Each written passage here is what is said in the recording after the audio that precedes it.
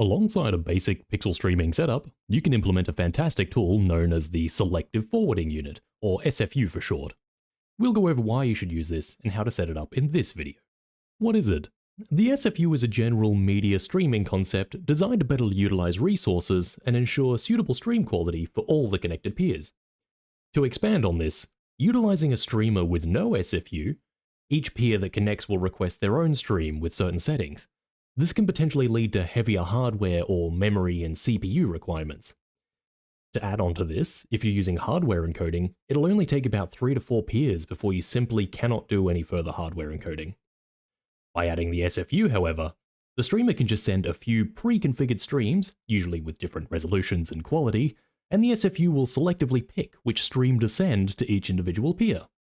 This ensures each peer gets a stream that suits their network conditions, and ensures the streamer hardware doesn't suffer performance degradation trying to cater to all the peers. Let's not waste any time and jump straight into setting up your own SFU. Now, before we actually run the SFU, let's have a look at the SFU config file.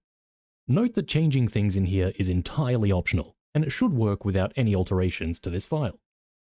So as you can see here, we're back in our pixel streaming infrastructure, and we're just going to navigate to SFU and open the config.js. You can see the file here. Now, I'm not going to go through every single setting in this file, but I like to go through a few highlight ones.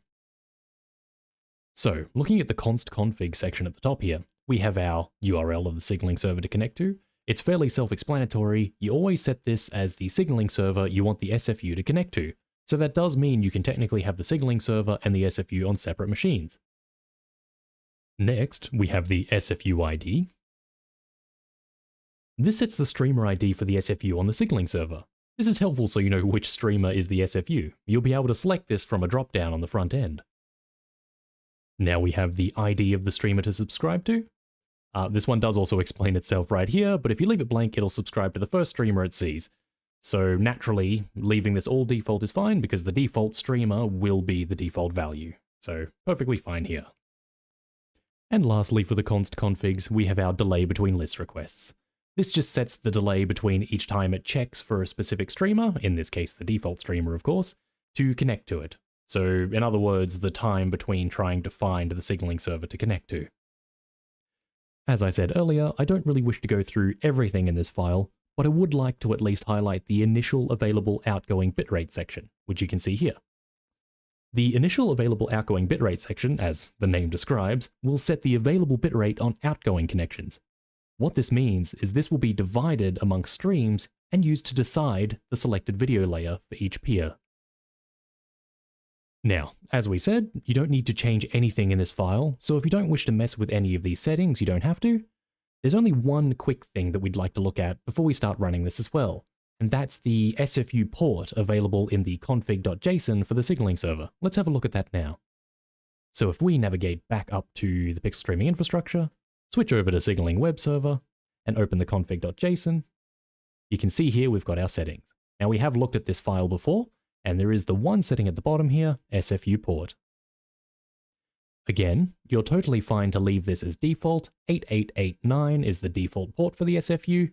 So long as it doesn't clash with any of the other ports or you're using it for anything else, it should be perfectly fine to leave it as 8889. With all that said and done, let's get this running. It's an extremely easy process. We simply have to run the signaling server, as shown here. And we'll bring that up for display. Alrighty, so we have signaling server running here. And now back in this window, we'll navigate back up to SFU, platform scripts, command, and you can see all of our running scripts here. Now we are just testing this locally, so I'll just run the run local script. And we'll get that visible for you as well. And there we are. And you can see here immediately, connected to signaling server. With that connected, there's nothing more we need to do here. But before we do anything else, we do need to set the layers for the SFU. And we can do that via a launch arg for the application. Let's go through that now. Now, to set our application, you can see here I have a packaged UE 5.3 project, which is going to open a command prompt in this area, which you can see right here. Now, in here we've got 3.exe, and we need to set our launch args. So of course we want the standard pixel streaming URL.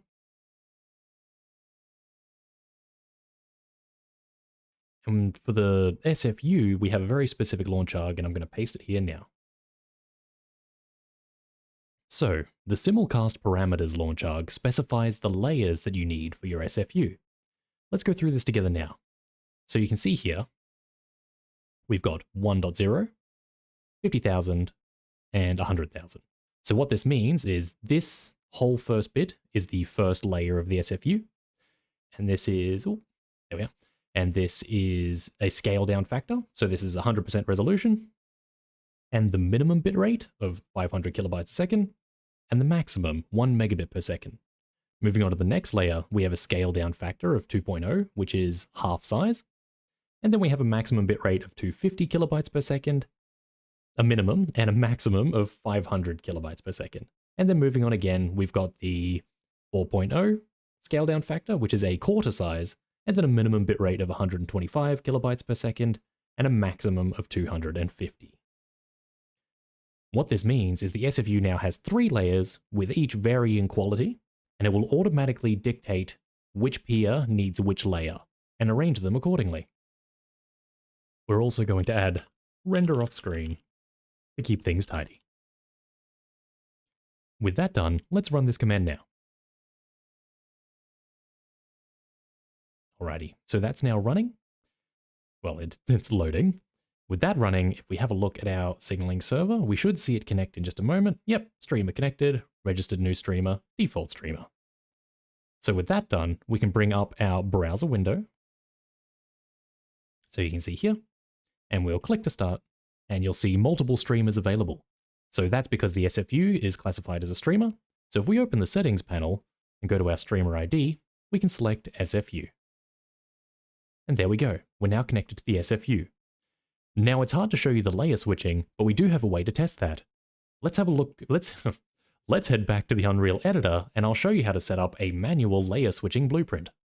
Alrighty, we're back here in the Unreal Editor, and let's get this started. So you can see here we've got a default third-person template project, and all we're going to do is jump up here into the level blueprint. Now with this project, the only thing I've done is enable the pixel streaming plugin. So with that done, let's create our SFU switching blueprint. So we're going to set it up on a keybind, and we're just going to, we're just going to bind it to cycle through all 3 layers. So we'll go there. Remember, a lot of these nodes won't show up unless you have the pixel streaming the pixel streaming plugin enabled. So we're going to get connected players. Yep. And then we're going to do a for each loop. Beautiful. We'll connect this array to there. And then all we're going to do is we're going to drag off from here and create a set layer reference. Easy done. Now, we're going to need a new variable here. So we're just going to call this special layer ID. We're going to make sure that that is an integer. Beautiful. All right, so with that, let's go and get our get special layer ID. We'll plug that in here. Beautiful. Now, dragging off from our for each loop, we're going to add an increment int. Easy, and then we're going to get another get special layer ID, and plug him straight in there. And then from that, we're going to create a modulo. Oh. Beautiful. And we want that to be 3, because we want the 3 layer options. Excellent. And then from that, we're going to do set, oh my goodness gracious, set spatial layer ID. Lovely.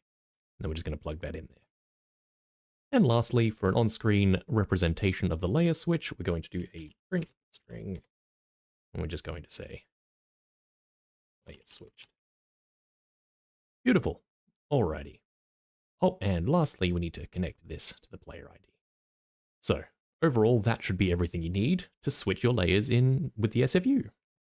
So we'll just quickly compile that, make sure everything is all good. Yep, beautiful. So with that done, we can do another test. So with that, we're going to quickly show, so to save us from packaging it again, we'll just test it with play and standalone. So you can see here for the additional launch parameters, we've got the basic pixel streaming URL and the simulcast SFU layers set. Oh, see, we got a little goof there. Beautiful. Alrighty. So with that done, we're going to run this in before then, pixel streaming, use remote signaling server just in case. And we're going to run standalone. So we still have the signaling server and there's an SFU we used before running. So with that, we'll wait for that to start and we should be good to go. Alrighty, with this running, we can tab out of that. So we've got that running in the background and let's just go to 127. Oh, goodness gracious. 127.0.1. And we've connected here. So we'll click to that. We'll go back to our SFU and we've joined here. So you can see here, we can run around.